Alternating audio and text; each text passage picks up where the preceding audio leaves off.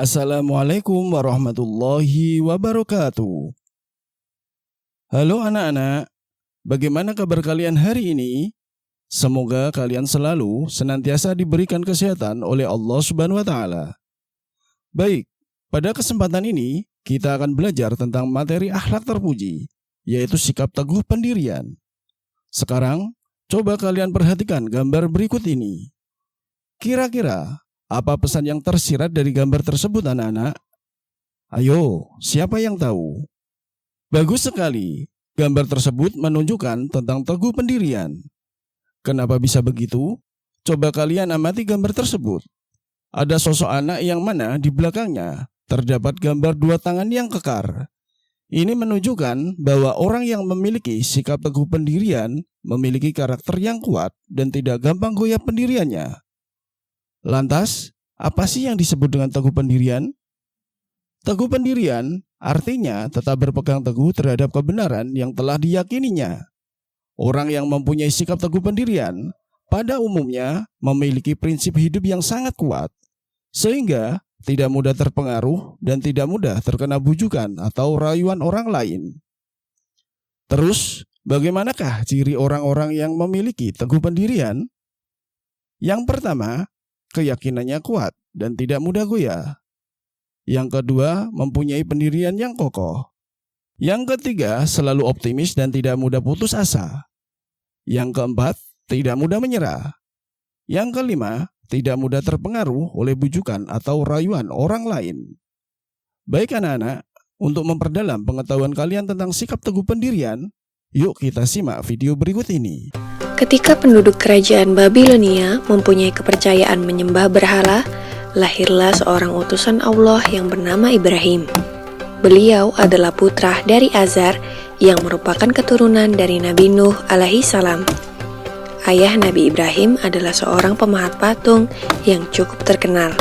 Saat masih kecil, Nabi Ibrahim membantu menjual patung-patung buatan ayahnya.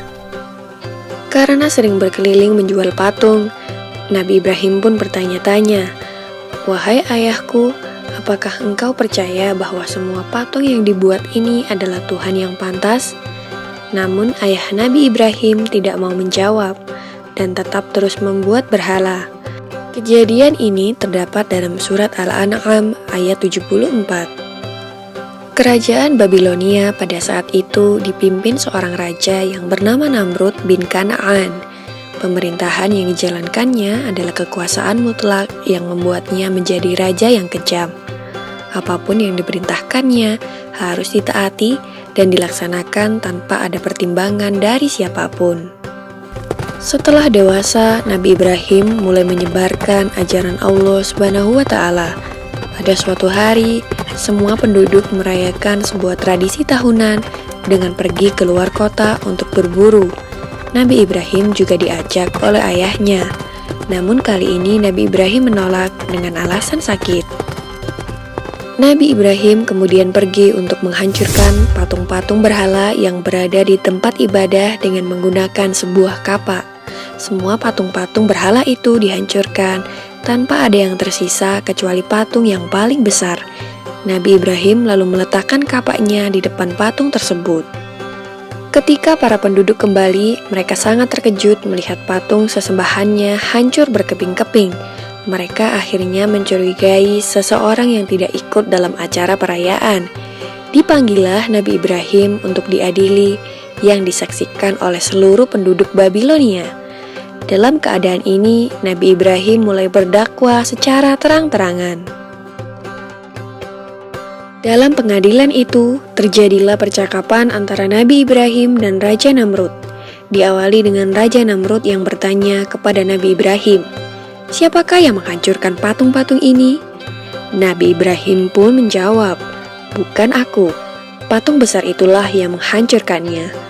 Raja Namrud dengan geram kembali berkata, "Mana mungkin patung itu bisa bergerak dan memegang sebuah kapak, sedangkan untuk berbicara saja dia tidak mampu." Disinilah kecerdikan Nabi Ibrahim dalam berdakwah. Dengan tegas beliau menjawab, Jika engkau tahu bahwa patung itu tidak bisa bergerak, bahkan berbicara saja, ia tidak mampu, mengapa kalian semua menyembahnya? Dengan jawaban ini, maka terdiamlah seluruh masyarakat Babilonia, termasuk Raja Namrud. Tetapi dengan kekuasaan mutlaknya, Raja Namrud dengan marah memerintahkan prajuritnya untuk membakar Nabi Ibrahim. Dalam keadaan yang demikian, Nabi Ibrahim tetap tenang dan memohon pertolongan kepada Allah Subhanahu wa Ta'ala. Sebuah tiang yang kuat didirikan sebagai tempat Nabi Ibrahim diikat dan dibakar. Setelah kayu sudah siap mengelilingi Nabi Ibrahim, disulutlah kayu itu dengan api atas perintah Raja Namrud. Api itu dengan cepat mulai membesar. Masyarakat Babilonia pun mulai bersukaria melihat Nabi Ibrahim dilahap api.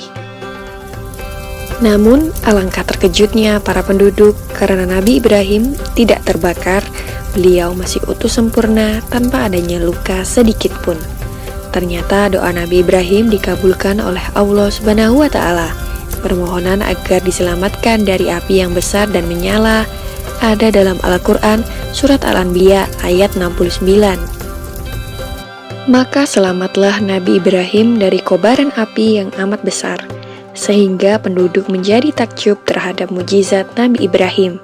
Mereka kemudian mulai mengikuti ajaran Nabi Ibrahim dan hanya menyembah Allah Subhanahu wa Ta'ala.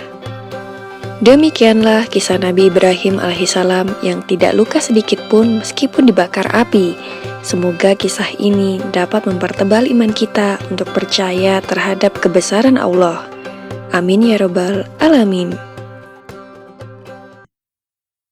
Nah, setelah kita menonton video tadi, kira-kira apa yang bisa kita pahami dalam video tersebut? Betul sekali, Nabi Ibrahim walau diberi cobaan seperti diusir dari desa oleh ayahnya sendiri, dibakar oleh Raja Namrud, keyakinannya tidak akan berubah dan beliau tetap teguh dalam memegang keyakinannya kepada Allah Subhanahu wa Ta'ala. Dan pada akhirnya Nabi Ibrahim alaihissalam mendapat kemuliaan di sisi Allah Subhanahu wa Ta'ala. Ada beberapa hikmah yang bisa kita ambil dari memiliki sikap teguh pendirian, yaitu tidak mudah dipengaruhi oleh orang lain untuk berbuat yang kurang baik atau jahat. Yang kedua, tidak mudah diajak untuk berbuat jahat. Yang ketiga, percaya pada diri sendiri. Yang keempat, mudah menerima ajakan yang baik.